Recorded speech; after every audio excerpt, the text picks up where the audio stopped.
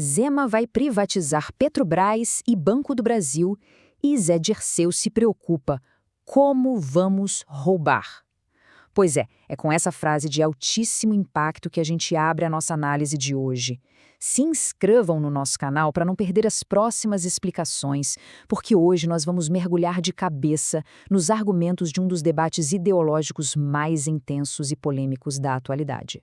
Essa citação explosiva, na verdade, resume perfeitamente o clima incrivelmente polarizado do material que nós vamos desconstruir aqui. A fonte original não poupa palavras, sabe? Deixa super clara a posição ideológica radical que sustenta toda essa narrativa.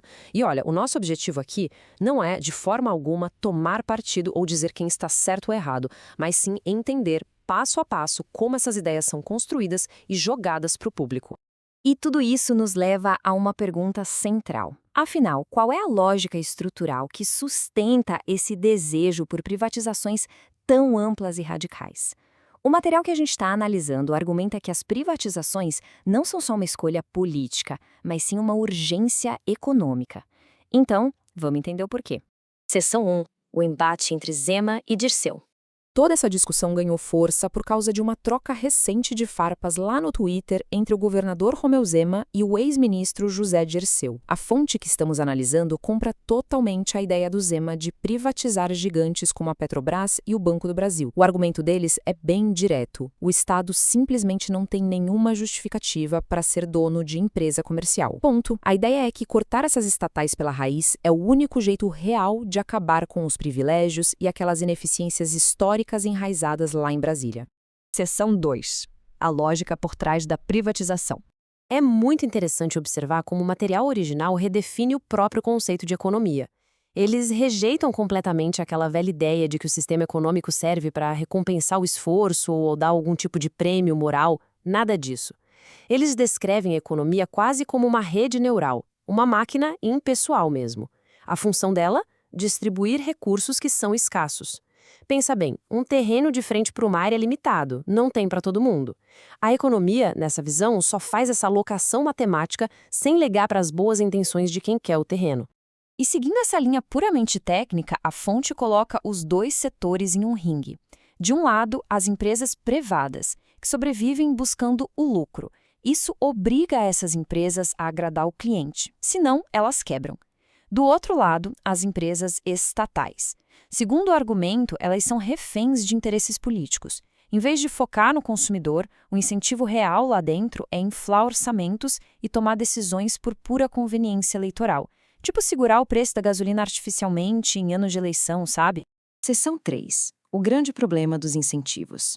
Para ilustrar essa ideia de que o setor público acaba premiando o fracasso, a fonte usa uma analogia muito didática. Imagina duas escolas públicas, a escola A e a escola B. As duas ganham R$100 mil de orçamento. A escola A tem uma gestão espetacular, paga todo mundo, o ano letivo é perfeito. Já a escola B é um desastre, o dinheiro some e os alunos ficam sem aula. O senso comum diria que a escola A tem que ser premiada, né? Mas a fonte argumenta que, no ano seguinte, a escola A vai receber os mesmos 100 mil. Afinal, ela provou que se vira bem com isso. Enquanto isso, a escola B chora, diz que precisa de mais verba para arrumar a bagunça e acaba ganhando o dobro. Ou seja, no fim das contas, a ineficiência vira um negócio muito lucrativo. E para tirar isso do campo das ideias e trazer para o mundo real, o material joga um número na mesa que assusta. Um déficit projetado de R$8,5 bilhões para os Correios em 2025. Esse rombo colossal é usado como exemplo perfeito do que acontece quando os incentivos estão todos tortos.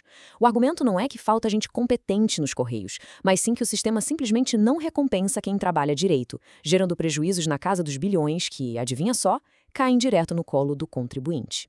O ponto central aqui é a alegação de que essas estatais existem, antes de mais nada, para servir de cabide de empregos. É para alocar aliado político e não para entregar a carta no prazo ou facilitar o crédito bancário. Na visão de quem criou esse conteúdo, enquanto a máquina pública for usada como uma gigantesca moeda de troca política, qualquer chance de ter uma operação enxuta vai por água abaixo. Seção 4. Respondendo aos críticos. Mas claro que tem o outro lado, e o material tenta desmontar as críticas dos ministros José e Dirceu uma por uma. O Dirceu levanta bandeiras importantes. Primeiro, o medo de que o agronegócio fique sem financiamento se o Banco do Brasil for vendido. Segundo, o perigo de privatizar a Petrobras e deixar a população na mão de monopólios internacionais que poderiam ditar os preços do combustível e da comida e explodir o custo de vida no país. E qual é a resposta da fonte para esses medos?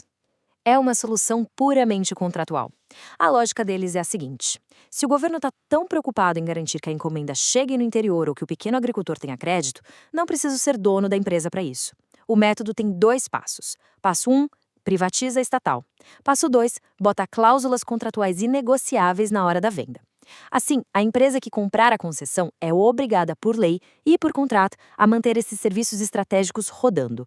E para dar mais peso a esse argumento de que o agronegócio não seria abandonado, o material cita exemplos de fora. Países como Austrália, França e os Estados Unidos são lembrados como potências agrícolas gigantescas. E o detalhe, eles prosperam sem precisar de um banco estatal focado no agro ou de uma petroleira do governo. A tese aqui é que o agronegócio precisa, na verdade, de crédito barato e segurança jurídica, e não do carimbo do Estado para funcionar bem. Seção 5. A controvérsia do salário.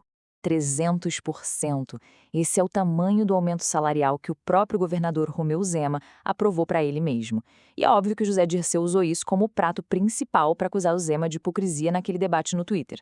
Afinal, falar grosso sobre cortar gastos e ao mesmo tempo triplicar o próprio salário pega super mal, né? É uma ótica terrível. E a fonte que estamos analisando, curiosamente, não esconde esse fato espinhoso.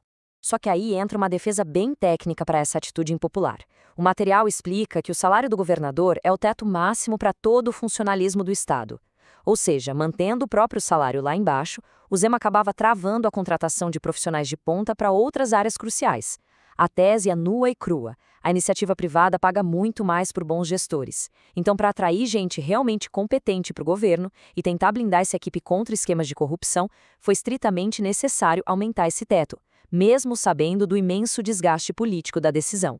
E aí, a gente chega no ápice ideológico da nossa fonte. O projeto deles não para em banco e petroleira. O argumento defende que essa lógica de privatização tem que engolir literalmente todo o aparato do Estado. A proposta é radical, repassar absolutamente tudo para a iniciativa privada.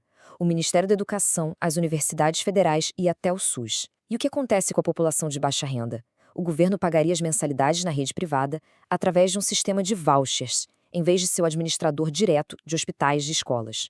Toda essa exposição mostra o nível de complexidade desse tema. O material original confia cegamente que o mercado é o melhor remédio para as falhas do governo. Mas aqui fica a provocação para a gente refletir juntos. Será que meras cláusulas e um contrato de venda conseguem mesmo substituir o papel estratégico e social de um Estado inteiro? Ou será que, diante de todo esse histórico de ineficiência, uso político, a privatização radical acaba sendo a única rota de fuga possível? É com essa reflexão profunda que a gente encerra a nossa análise de hoje sobre esse verdadeiro campo de batalha ideológico.